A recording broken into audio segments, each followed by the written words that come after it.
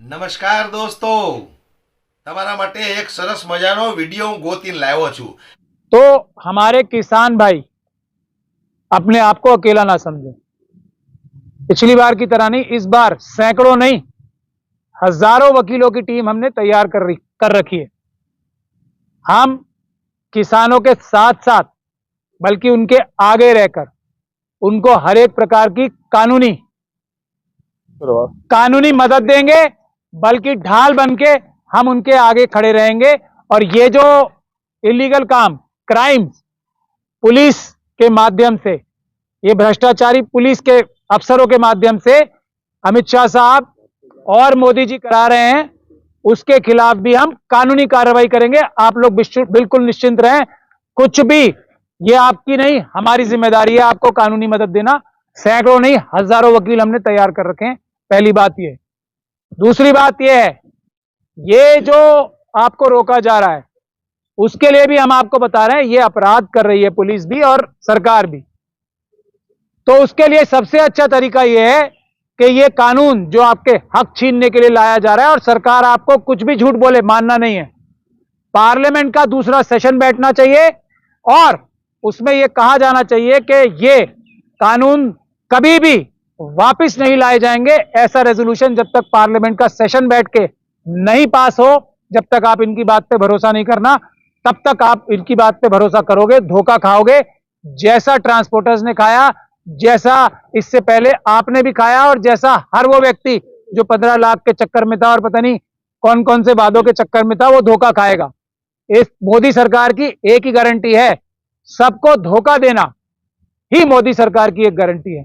तो मेरा आप लोगों को यह सलाह है, हम लोगों की आपको, अडानी और अंबानी दोनों के, यही दोनों आपकी जमीनों पे नजरें गाड़ के बैठे हैं। ये जो 3 काले कानून आ रहे थे, एमएसपी और सब कुछ आपको अपने आप मिल जाएंगे। सरकार आपको यहां आने से रोक रही है ना। यहां तो आंदोलन होगा ही, जबरदस्त आंदोलन होगा। कोई कीले, कोई ताकत दुनिया की आपको रोक नहीं सकती। अडानी और अंबानी के हर एक ऑफिस पे, जहां जहां भी अडानी अंबानी का ऑफिस है, वहां वहां भी आप प्रदर्शन लगाएं, क्योंकि इस सरकार की नब्ज, इस सरकार की, जैसे तोते की जान कहां, वो जिनकी जान कहां होती है, तोते में। तो ये तोते जो हैं, 2 हैं इनके बड़े बड़े, अभी और भी हैं 5-10, लेकिन ये 2 बड़े तोते हैं। इनके ऑफिस के बाहर, इनके घरों के बाहर प्रोटेस्ट लगाना शुरू कीजिए आप। तो हर एक जो चाल गंदी घिनौनी चली जाएगी, उसका जवाब देना हमें आना चाहिए। एक तो मैं ये आपसे कहना चाह रहा था अपने सभी साथियों के माध्यम से। दूसरा ये है कि अभी भानु जी ने बताया है कि 25 लाख करोड़ नहीं, मेरे ख्याल से 150 लाख करोड़ सरकार ने उधार लिया। वो सब तक बोझ किस पे? आप किसानों पे और आम जनता के ऊपर ही है। और वो पैसा लेकर 25 लाख तो नजर आ रहा है जो माफ किया ये अडानी अंबानी जैसे लोगों का, उससे ज्यादा 100 लाख करोड़ रुपए ये सब लोग चुरा चुके हैं। उसका कर्जा हमारे ऊपर डाल दिया। तो ये बातें आप ध्यान में रखें, मोदी सरकार की किसी बात को ना माने।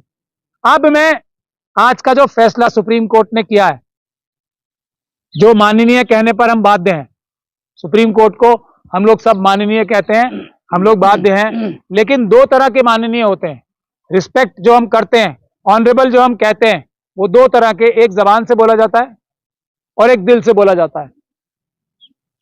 तो क्या आज जो भानु जी वहां थे कोर्ट के अंदर, मैं तो नहीं था, जो फैसला किया है, सुप्रीम कोर्ट की अपनी जजमेंट्स है ना बहुत सारी, कि अनरीजन्ड ऑर्डर कोई एडमिनिस्ट्रेशन का आदमी, कोई क्लर्क भी करता है तो वो बहुत बुरी बात है। अब सुप्रीम कोर्ट स्वयं इतने बड़े मुद्दे पर, इससे बड़ा मुद्दा कोई नहीं है, देश की जनता देश की मालिक है, देश की राजा है।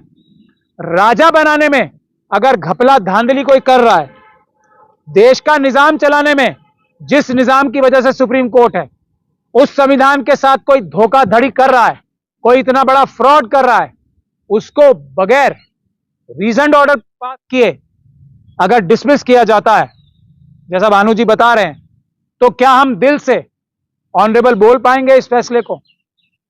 क्या हम दिल से बोल पाएंगे? ये देश की जनता अपने आप फैसला कर ले।